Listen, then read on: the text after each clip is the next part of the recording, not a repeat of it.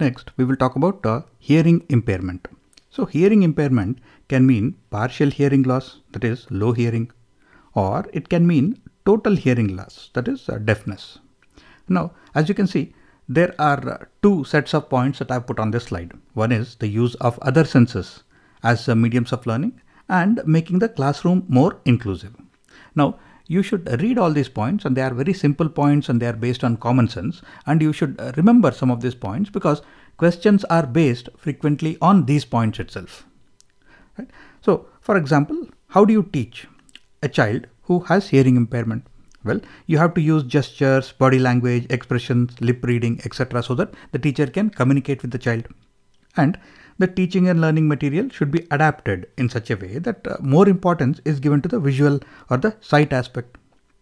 And rather than just talking about theory, first-hand experience should be given more importance so that the child can experience what you are saying, the child can understand what you are talking about. Right? And use of assistive devices such as hearing aid and video captioning. Video captioning means subtitles. So they should be used wherever possible. And the child should also be taught how to access sound-based information that the other children are able to access. For example, if the other children are listening to a story in the classroom, then how can the child who has hearing impairment listen to the story? He or she can't.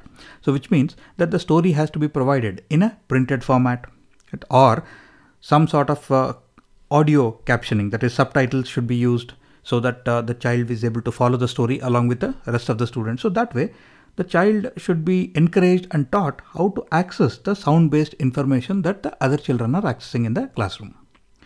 And sign language training is also very useful so that the child also can communicate better with others. And then we'll talk about making the classroom more inclusive.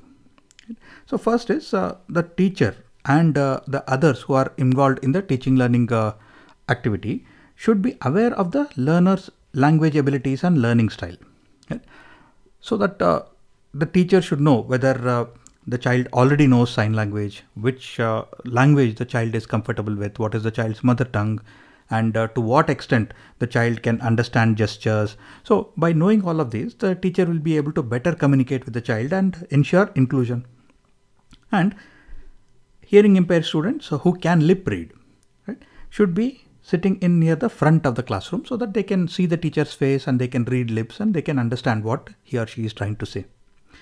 And instruction for the teacher is that when they are talking to a hearing impaired learner, then they should face the student and use clear speech so that the child is able to read lips and pick up what the teacher is trying to say.